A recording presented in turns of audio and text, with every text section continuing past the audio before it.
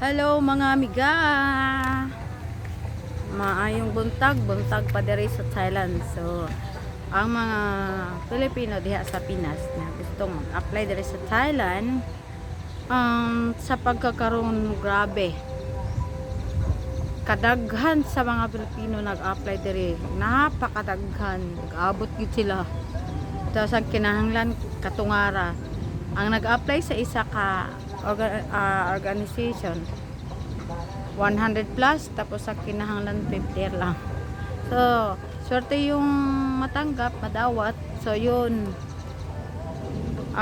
sa mga may planong maanhi sa Thailand mag-apply, istorya tapos tinuod, napakadaghan nag-apply dari wala pay work. Grabe, imagine ha, gikan pa sila airport diretso na dito sa school mag-apply kay naman gud sila time diri na mag-interview na sila time kanos ang interview. Ika basta-basta na magpaan ka ng madto na uban nga mutawag ka daan at sila ka madto. So ang uban ning paso sila documents sa ilang mga requirements para ma-assign sa interview. Na uban dili ma-interview sa kadaghan na. So ang uban na naadere sa Thailand, ang po lang git nga madawat mo. Nakadaghan gyud diri nag-apply sa tinuod lang. Grabe kadaghan Pinoy nag-apply karon tudlo diri sa Thailand. Na good luck na lang sa inyo pag nag-apply mo inyong ubanan sa pag-ampo. Apili gyud ampo na tagaan para sa inyo na nga trabaho.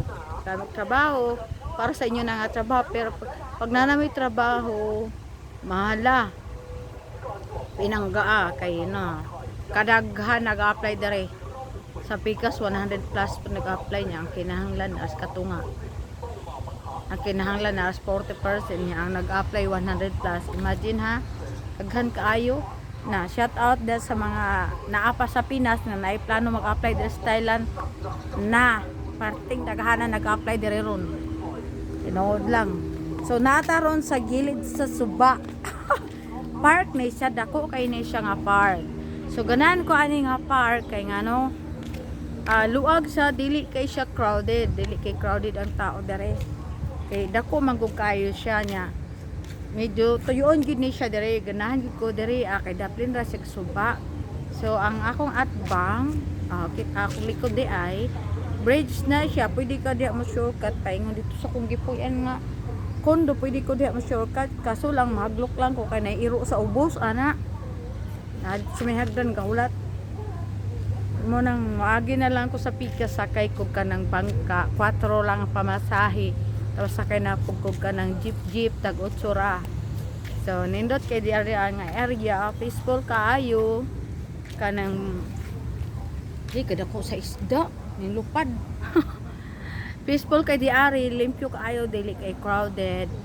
Sa Pikas nga park daghang kay tao dito kay accessible man siya sa tanan, nara siya sa highway nya, duora siya sa train station nya. Ang tapad sa park nay dako kay mall, tapos sa likod ana nga park na diha ang government office na mag-file ng tax to ari to tanan.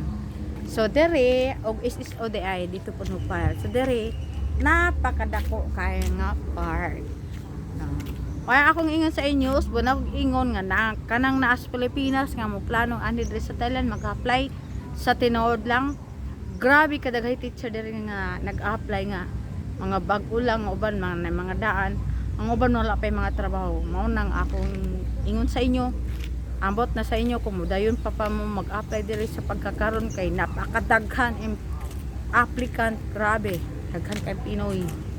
Ang uban gikan pag airport ha, diretso na dito sa school para mag-apply. Na imagine imagine na siya. Oh, maro to akong i-share sa inyo.